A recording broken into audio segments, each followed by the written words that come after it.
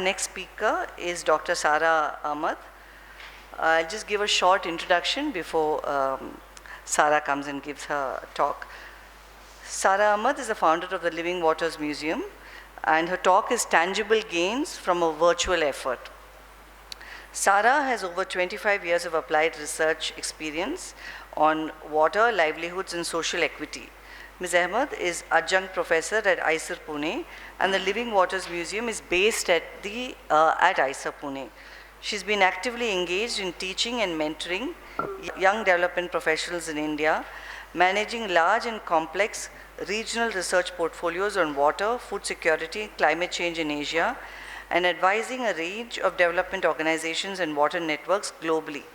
Sara holds a PhD in environmental sociology from the University of Cambridge and is currently on the board of WaterAid India. She has published extensively on water governance, and her last co-edited book is entitled Diverting the Flow, Gender Equity and Water in South Asia. It was published in 2012. So I welcome Sara. So hi everyone, good morning. And after the wonderful presentation, which unfortunately I couldn't understand, I hope that most of you will understand what I'm saying. And actually it follows quite well from what our previous speaker was speaking about, because I'm talking to you about an effort that we launched in 2017 to try and visualize water heritage across India and engage young people like yourselves in this room. So first of all, I just want to say, because many of you may not know exactly what a water museum is, many of you may not have been to a water museum because India, unfortunately, doesn't really have a physical water museum except for a very small one in Kerala. But you all know about the global challenges that the world is facing with respect to water. And water museums are some of the structures that have evolved over time, usually around water technology, artifacts, underground water systems like aqueducts, Kerez in Central Asia and Iran, underground systems like the sewage systems, or along river fronts. So there's a very vast category of what a water museum is. It's not always bounded by four walls. And it also includes not only built heritage and cultural heritage around water, but also our natural heritage, fresh water, wetlands, and so on. So in 2017 in Italy, many of us came together in Venice to launch the global network of water museums. And in 2018, we were recognized by UNESCO as a special initiative towards Sustainable Development Goal 6 on water. Okay? And the idea of museums, as you know very well, I mean, we are in a museum, is to engage with people, particularly young people, particularly children, through public education, through outreach events, etc., and using the creative arts. And so I think that's something that we're all doing. And the other thing I want to say about water is that the way we look at water and the way that water is taught in India, it's very much from a top-down irrigation management or a water management lens. We don't always look at water from an interdisciplinary lens. We don't always talk about ethics and values and justice and gender and rights and pollution and caste and so forth and so on. That's not what we're always taught about in terms of water. We look at it from a very natural and physical science lens. So one of the goals of the Water Museum Network, the global one, is to also revalue and rethink how we look at water from a more ethical lens and a more integrated lens that also looks at the the resource value of water, because of course it's a valuable productive input, but also the aesthetic value of water, which our previous speaker was also talking about, the symbolism, the imagery, and also all the things that you associate with water, right? Going to a beach, swimming, the sound of the rain, the music that my colleague Sukrit has been doing with kids over here. All of that, how do we look at that and why is it important? So I won't go too much into the global network because I want to speak to you a little bit about the work that we are doing in India. But as a global network of water museums, we're about 70 plus museums now. We've also been doing a lot of collaborative work. And I would really encourage you to visit some of these links. I don't think they're very visible over there right now, but I Remember Water and is a collective exhibition where we reached out to museums and individuals, asking them for pictures, images, anything that told a story about water. And I Remember Water is an amazing exhibition online of about 600 images from around the world. Many of those are archival black and white images that speak to water.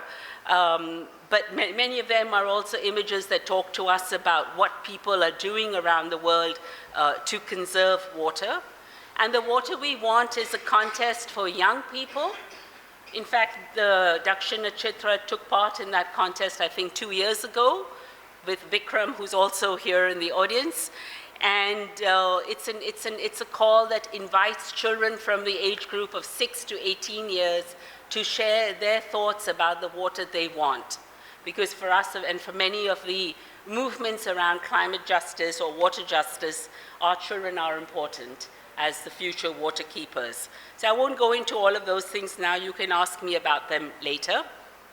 I'm coming into what we do as Living Waters Museum, and so I have a background of 25 years or 30 years, whatever now, of working in the water sector as an academic, as a researcher, as a development professional, funding and supporting large projects across Asia, including China.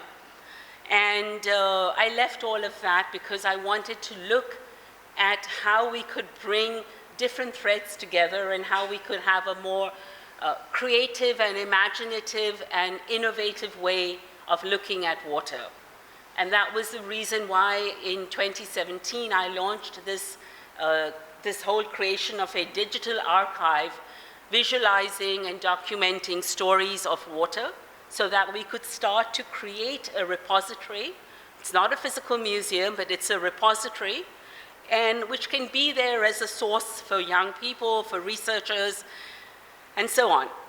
So we work in collaborative efforts with schools, with nonprofit organizations, with other museums. We work, all the stories that you see on our website involve research and design, and of course visualization. And then we also look at both the creative arts, but also the performing arts. So that's what the website looks like. And I'm not going to open it at all right now. You can look at it on your phones. It's got different galleries, and in each gallery there are different stories. And when you look at the stories, they scroll horizontally the way that you would in a museum, right? You wouldn't walk vertically. And if you know, most websites scroll down vertically, but we wanted to give the viewer the feel of a museum, so the stories scroll horizontally. I'm just going to give you a glimpse of some of the kind of stories that we have got on the site, and talk a little bit about India's cultural heritage around water through that. And of course, I think we are very underrepresented in the South, except for a bit of work. The images you saw in the beginning were from Kerala, and we do have a story from here as well. But I think we need to expand our footprint in South India a lot more. So step wells are something we see in Rajasthan and Gujarat, hydrophilanthropy, etc., why they were designed. Now, most of the work on step wells is in beautiful coffee table books, but our idea was to create an interactive map that people can engage with and look at these stories, look at the work of the step wells. This is photogrammetry. We've just done this as one example with a group of youngsters called Scan the World. They're based in the UK, but they have an India office as well. And a lot of this digital heritage mapping is going to be very important. It's already important in terms of archaeology. It's being used a lot. But it allows you to create these 3D models and allows you to recreate and imagine what the structure could have been like, right? This is an interactive story that an NID student doing his internship with us worked on. It's the story of a little girl, Munna, who fell down a step well in her search for water in a fictitious future. And then she found that all these, this must be a pointer, right? This must be a pointer somewhere? No, it's not a pointer. Okay, anyway, she found that all these taps that you see there were sucking water, groundwater, up towards urban areas, to urbanization and development and all of that. And when Brito, who is, I think, from here, when Brito created the story, the idea was to use it for an interactive video game, so that you can see how the girl tries to find her way out of the step well by interacting with oracles and other things and all. So it's all about collective action, negotiation, rural-urban water conflicts, but a story told through the eyes of a young girl. A bit like Alice in Wonderland. We were working in Ahmedabad with an intern also from NID, Raj, who's created for us the Sabarmati archives as part of his graduation project. Now, something like an archival work on a river could be done anywhere in India, right? I mean, it's so important that we find these old photographs and these old images that tell us what these stories were all about from so far back, and that can help us create this kind of documentation and an archive. Because all our rivers, at least where I live now in Pune and where I used to live in Ahmedabad, we're seeing these very hideous and ugly urban riverfront projects coming up. And urban riverfront projects usually involve, as they did in Ahmedabad, the displacement of artisans who have a very intimate relationship with water. Whether they are dhobis washing their clothes on the banks of the Sabarmati, whether they are craftspeople, whatever. The fact that they've had to relocate because of urban riverfront projects is something that we need to kind of, start to document and see what's happening. This is another museum in Ahmedabad. I'm sure many of you know about the Vishala restaurant and the Vichar Museum of Utensils, but we tried to make this collection come to life for young people. So we created stories around these water pots, and in both Gujarati and English, and we created these posters that you see in the background, and we also looked at virtual water, so the water embedded in the food that you're eating. And this was, Swarnika had made this to be a game, but it's not really a game where you're competing against anyone. It's a game where, in a way, just to help you understand that the kind of food you're eating, how much water has gone into growing that food and to cook it. So a simple Gujarati thali just helps you understand that. And I think Sukrit's workshops here are also talking about virtual water and our water footprints, right? There's a global exhibition that we did a few years ago called Women, Water and Work, also available through our website. And we all know the work that women do, fetching water, all sorts of activities associated with that, storing water, fetching water, ensuring everyone has water, etc. And so that was an open call for people to share poems and videos and photographs. So we got a huge contribution, most of it from India, but about, I think, 2 people from Africa, including this artist there in the top, who's actually, I mean, I think now when you start looking at water, you also want to look at different gendered identities. We have a story that one of our Water Seeker Fellows did this year in Delhi, looking at access to water for transgendered communities. And I think that kind, I don't have pictures from Yameen's story over here, but I think that kind of work where you're looking at the fluid gendered identities around water is also important for us to start thinking about. One of the things we started doing in 2020 when the lockdown happened and everyone was stuck at home and people lost jobs and all sorts of things, how did we as a virtual museum respond to that kind of emptiness and that kind of very sort of agonizing time that I think most of us suffered, and probably a lot of us have forgotten what we went through. But we brought together in Bombay, we brought together this amazing collective of professionals, conservation architects, urban designers, planners, researchers, photographers, artists from the Kohli community to tell the story of Bombay's waters. I mean, for me, it's Bombay because I'm of that generation. But so the exhibition has different galleries which talk about Mumbai's urban water history, its livelihoods associated with water, the marine environment, and so forth. So, for example, there are a lot of these pyavs and fountains across Bombay which were built, some by the British, but also some by other philanthropists during, in the 1800s and early 1900s, and they were all meant to provide access to free water for everyone, right? It's not like what we're seeing right now with the water ATMs, that we call them smart ATMs, etc.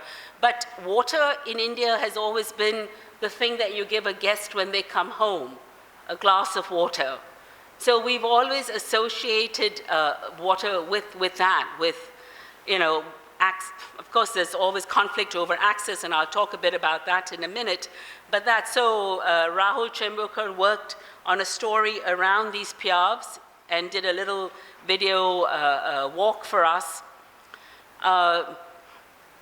Navi Mumbai is a planned development where the planners also took into consideration the views of the agriculture of the farmers and fishing communities that lived over there. And that story was told as a graphic comic, in a way. The whole issue of caste and water and what Ambedkar did when he took so many people from the scheduled caste communities, from the Dalit community, to this lake in Maharashtra near this village, Mahad. And symbolically, they drank water from a lake which was a public resource, and what that all meant in how we talk about access to water for everyone. And I think everyone knows the story of the little boy now, 9 years old little boy who was brutally beaten by his school teacher because he dared to take water from the same pot. So I think the politics of caste and water, despite 75 years of independence in India, are still very, very strong for us. And the politics of caste intersect with the politics of gender and identity around water as well.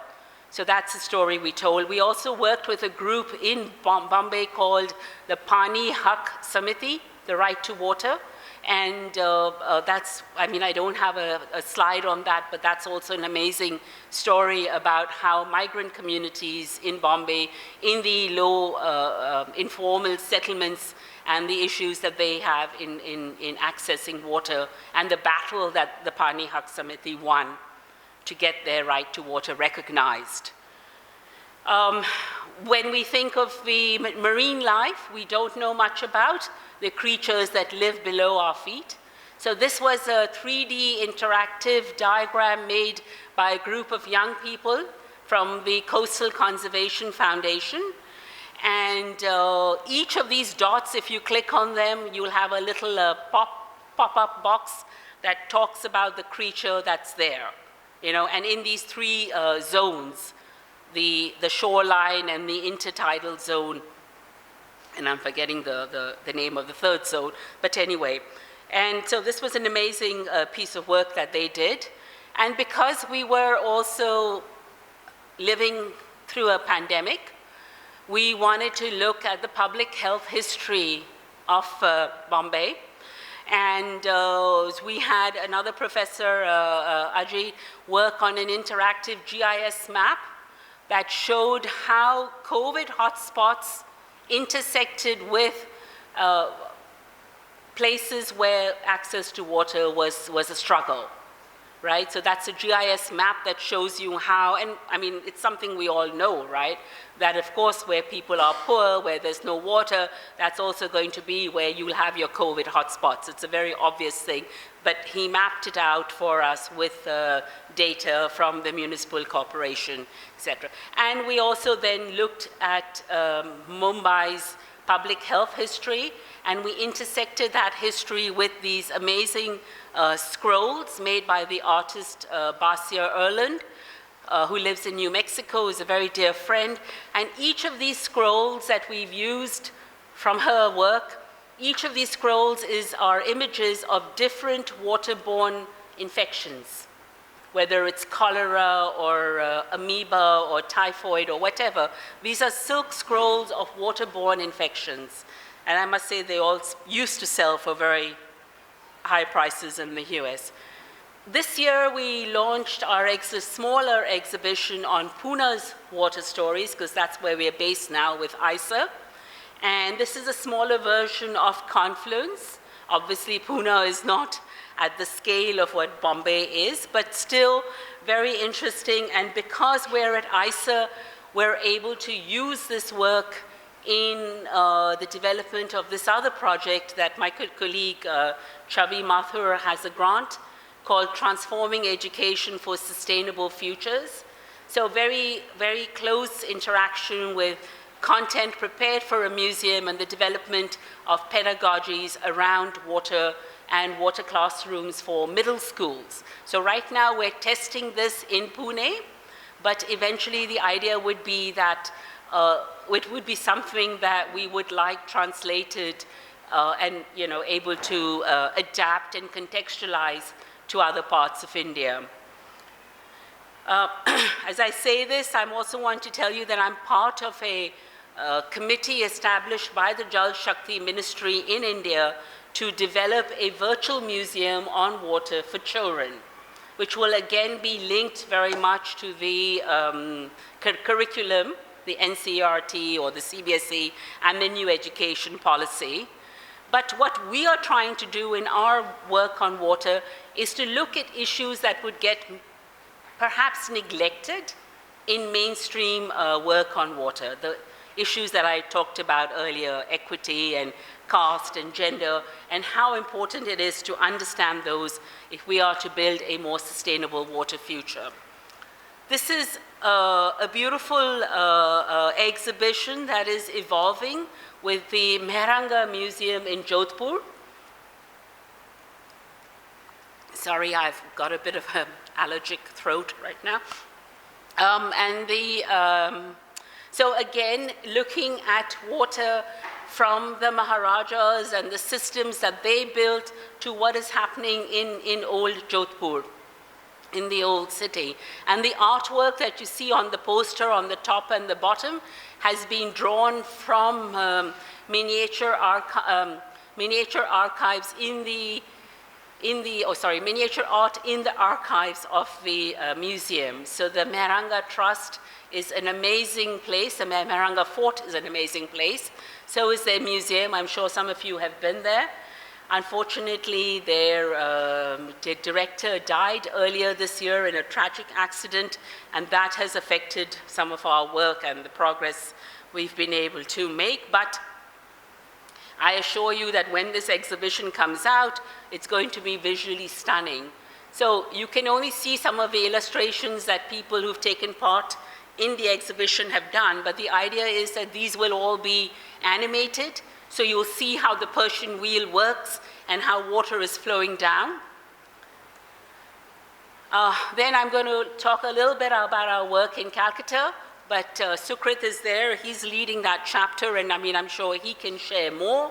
These are 360 images. So Calcutta is where we want to do our next urban water exhibition, urban waterscapes, looking at all the different types of water resources that Calcutta has, from the ghats to the tanks to wetlands to the drainage systems, and of course the Hooghly and the Adi Ganga. So we've already been doing some mapping work. We've worked with architectural colleges and some of the schools during the lockdown there, getting them also to start thinking and visualizing water. And so this work is ongoing right now.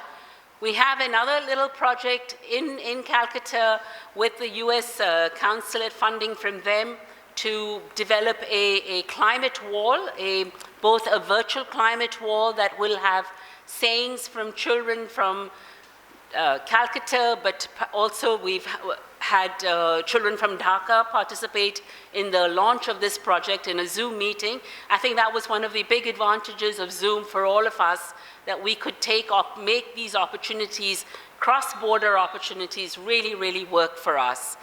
And a small pilot project in the Sundarbans around mangroves, and basically working with mangrove species that local communities want and choose for themselves. So again, Sukrit is here. He can talk more about this work if there are questions, but this project will also be finishing this year. Our work in the Northeast with Minket Lepcha, an amazing storyteller, also a small grant from the British Council that allowed us to do this work. And Minket, again, this work was done during the lockdown when people were stuck at home with no connections. And Minket and her team did these amazing art therapy types of workshops and storytelling workshops. And then these young girls went back to their communities and went back to their elders and started creating and visualizing these stories. And they did it in the form of artwork, embroidery, videos, poems, songs, all sorts of things. This exhibition is also there on the website. And the rationale for that project, and these were all girls from indigenous communities across the Northeast. And these were we felt that there was a need for the young people to start talking to their elders, because people were dying with COVID, and we don't know the extent of how many people we've lost in communities which are not connected, right? We know about deaths in major places because everyone's, on the internet and there are databases, etc. But we don't know where remote communities and what happened over there is all about. So Minket's work, and Minket continues to work with us. And finally, another thing that we launched in so you can see from what I'm sharing with you is how much we did during the pandemic when most physical museums had to close their doors. We kept our doors open, we listened, and we created content, and we reached out to young people to see how we could engage with them through a very, very traumatic period. So this was something we launched with an NGO in Delhi called the Social and Political Research Foundation, the Water Seekers Fellowships. We had so many applications in 2020 and again in 2021.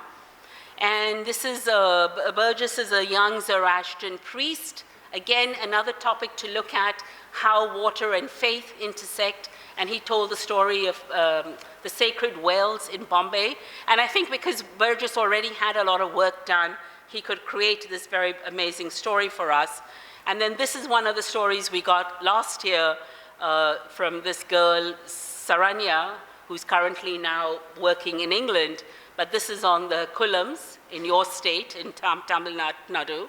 And she used, again, because a lot of people couldn't go out and take photographs during the different lockdowns, they used their imagination, they used digital art, they worked with their friends who were artists also to create content. And finally, yes, so I wanted to end by saying that, I mean, I've just given you a snapshot. There are many other things I could talk about, including the music, which I've not done so because I think Sukrit will. But as a virtual museum, we're able to develop context-specific chapters, work in different parts of India. We can empathize because when you create content in a virtual, in a virtual space, you as a viewer to the museum, but you're also a contributor, right? You're not just walking down and reading things and seeing things which have their own value, justifiably, but you're also creating that content. So in a way, we're inclusive, we're open to content creation, because we work with young people, etc. There are obviously things we still need to crack. We need to still figure out how we can afford to pay to have visually impaired people look at this content and engage with it. We have things for people who are, impaired because of their, if they're visually impaired, they can, of course, hear things. There are some pod stories and some audio casts and some music on the website, but it's not enough. And I think we need to do more of that. We are very clear that when we do exhibitions online, they are translated. So content for Bombay and Pune is there in Marathi. The exhibition in Gujarat was also in English and in Gujarati. And hopefully, Bengali and other places and all. And there are stories on the website which are in Hindi and other languages. And these are all translated. They are not, we don't use a Google translation thing because it doesn't work well. Finally, I think our ability to work in partnerships is really, really important because we're very small, right? So we need more people on board to help us, to work with us. And I think for me, the question I'm now asked after 5 years is how do we measure impact? How do we measure change in what people are doing as a result of seeing all this work on water and looking at it and getting immersed in it? And I think we still have to think about that. And I was told recently by a colleague that the word measuring itself is wrong because that brings with it notions of quantitative measurements. So maybe look at it differently. I think because I'm at an academic institute, because we're based there, we obviously bring all this content into the classes and the classroom. Working with students is important for us as well. So that's where I see change happening. The water classrooms, we've already begun testing it over the last 2 months. We've had about 25, 30 children come to us every Sunday for 3 hours to go through this amazing class experience. And they're really enjoying it because it's interactive, it's practical, they get lunch, etc. So they're really enjoying that. And we want to make that work. We really want to make something like that work. So I'm going to end now. I'm happy to take some questions. And thank you.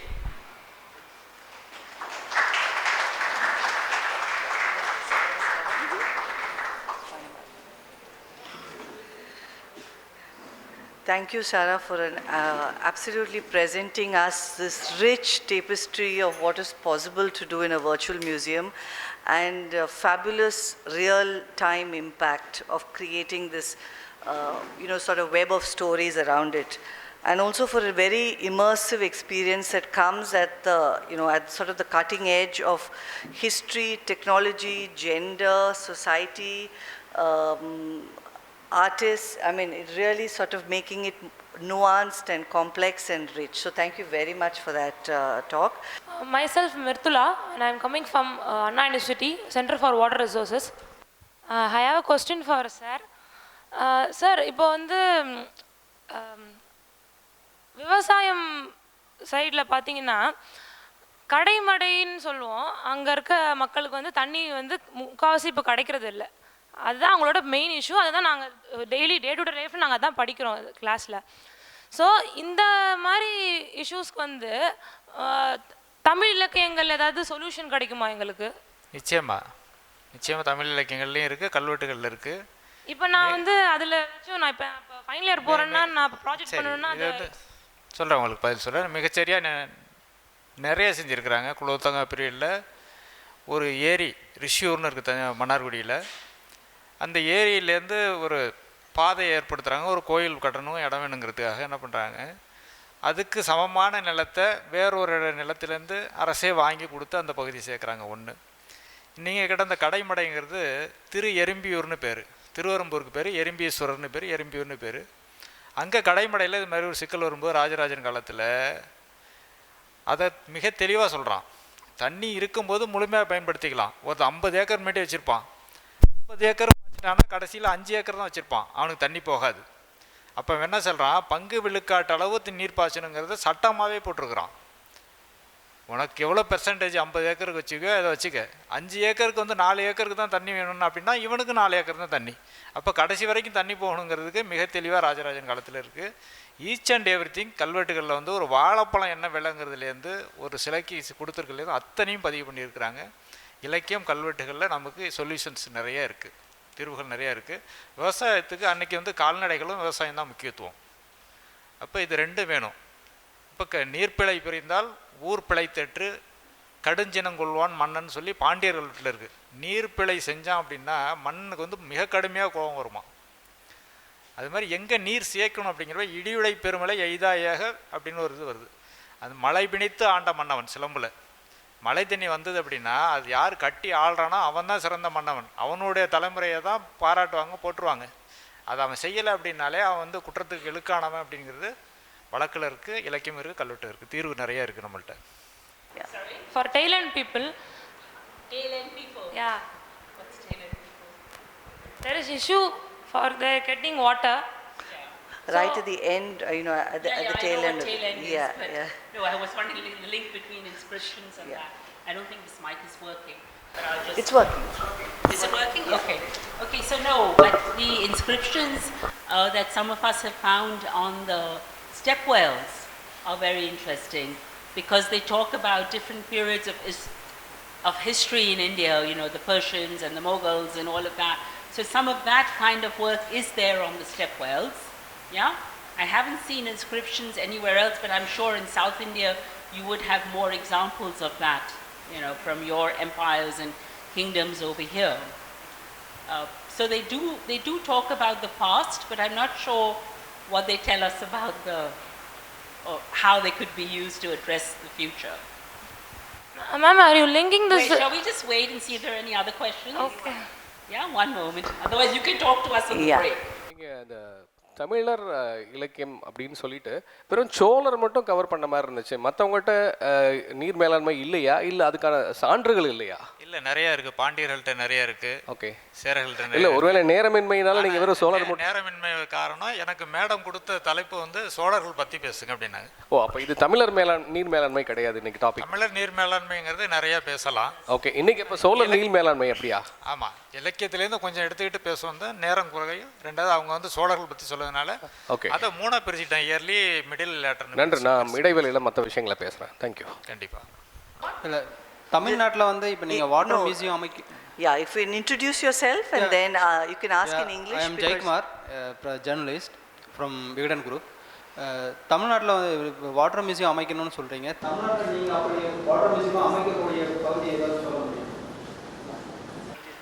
ஆக்சுவலாக அவங்க அவங்களோட virtual she's got a virtual museum மாதிரி ஒன்று இருக்காங்க. இந்த virtual museumல போதுமான கதைகள் இல்லை சவுத் இந்தியா பற்றி. அந்த அப்போ சவுத் இந்தியாவிலேருந்து ஒரு person she referred to talk about the குளம்ஸ். இன்னும் நிறைய தகவல் இன்னும் நிறைய ஸ்டோரிஸ் தேவைன்னு சொல்கிறாங்க. அவங்க கேரளாலேருந்து கொஞ்சம் ஸ்டோரிஸ் இருக்காங்க அவங்க லிவிங் வாட்டர் மியூசியமில். பட் ஷி ஃபீல்ஸ் தட் இன்னும் நிறைய தகவல்கள் இருக்குது, நிறைய கதைகள் இருக்குது தமிழ்நாடு ஆந்திர பிரதேஷ், அதெல்லாம் இந்த லிவிங் வாட்டர்ஸ் வர்ச்சுவல் மியூசியமில் போடலான்னு. அவங்க எக்ஸாக்டாக ஃபிசிக்கலாக சொல்லலை. It's a virtual museum where இன்னும் நிறைய ஸ்டோரிஸ் ஃப்ரம் சவுத் இந்தியா போடுறதுக்கு இடம் இருக்குன்னு சொல்கிறாங்க அவங்க. So I think we'd like to do some work here. I think we will be talking to this museum to see if we can create some content here. And my colleague Sukrit and I are also going to Pondicherry on Monday. So we're hoping to work with the Aurobindo Society and some of the other people in Pondi. They are also very keen to develop their, I don't know if it's a physical museum or a virtual museum yet. Physical museums require a lot of money, unless there's some endowment or some grant or some space, you know. And then the thing that happens with a physical museum, it's in one place. How does everyone come and see that, you know? So that's something. But we'd like to work with physical museums to create exhibitions which are virtual, and then they can talk about water and everything else and that local water history, and then engage with it that way. And that's like what we're doing in Jodhpur and what we hope to do in the Himalayas as well, in Mussoorie. I'm coming from Mussoorie and Dehradun, and we're talking about how can we build that water collaborative over there as well. So if there's a lot of interest in India to do this kind of work, because people are seeing our work now, and every day I get invitations from one art festival, this thing, that thing. Suddenly everyone's talking about water and the arts. So that I think is interesting. ஒரு மிகப்பெரிய advantage virtual மியூசியமில் என்னென்னா அதோட accessibility. ஒரு இடத்துல இருந்தாலும் பல நகரத்துலேருந்து பல ஊர்லேருந்து அதை ஆக்சஸ் பண்ணலான்னு சொல்கிறாங்க. அண்ட் ப்ளஸ் இப்போது அவங்க தக்ஷசித்ரா மியூசியம் மாதிரியான ஒரு ஃபிசிக்கல் மியூசியம் கூட கொலாபரேட் பண்ணுறது. அதனால அவங்க வெறும் வர்ச்சுவல் மட்டும் பண்ணாமல் எக்ஸிபிஷன், ஸ்டோரி டெல்லிங், அவங்க கொலீக் சுக்ரீத்னு வந்திருக்காங்க பெங்காலில். அவர் இன்னைக்கு நேற்றெல்லாம் ஸ்டூடெண்ட்ஸ் கூட வாட்டர் ஸ்டோரி டெல்லிங் பண்ணுறாங்க. ஸோ அந்த virtual museum plus collaborations with physical museums, colleges, communities, and ஒரு physical impact இருக்கு. பட் அந்த virtual museum ஓட advantage accessibility. அது ஒரு மிக முக்கியமான ஒரு advantage. It's very important that the virtual museum is not just a website. அது அவங்க நிறைய ப்ரோக்ராம்ஸ் பண்ணாங்க. அது வெறும் வெப்சைட்டாக வைக்காம it's also link to actual physical events on the ground as well. என்னோட கருத்தை பதிவு பண்ணலாமா?